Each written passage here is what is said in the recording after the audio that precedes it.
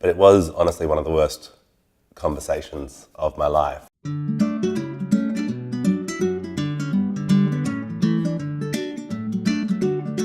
And we began life as a crowdfunding platform for social impact projects, and we're still a crowdfunding platform for social impact projects, but a lot of our work today is working with corporates, foundations and governments to help accelerate the impact of their investment in social enterprises through things like open innovation challenges, live pitch events and training and coaching programs that support entrepreneurs to, of course, scale up. So the premise that we started with was how do we support kind of early stage ideas from early stage unproven entrepreneurs to actually kind of gain the credibility and the support they need to at least try their idea out and to find out if it can work.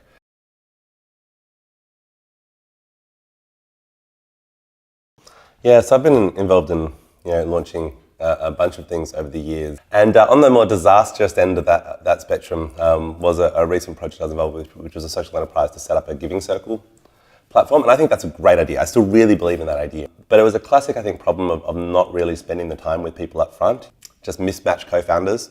So on two levels, hadn't spent enough time getting to know each other personally, our working styles, our communication styles, and having the level of understanding that allows some of the rough edges that inevitably emerge during the intensity of launching something, to kind of understand where people were really coming from and their underlying values, and to kind of forgive some of that stuff that is so important when you're actually working on a startup together. You can't all be diplomatic and polite the whole time. It's too intense for that.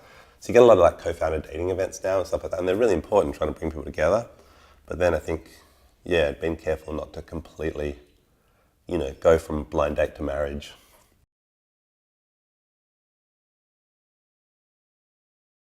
Probably having a child, but you normally do that with someone you've known for a little bit longer. I have two kids now, and my now wife and I have been together for, 8 years or something before we had our first child. So it's the only thing I could say is comparatively intense. But whereas we had 8 years to work up to it there, we had like 4 months before being thrown in the deep end. I don't know, it's like going through a divorce or something, it's pretty exposing. It's about who you are and how you show up in the world and how you could have perhaps been different or better in some way. And so it does make you feel like it's a very personal kind of shortcoming in a lot of ways.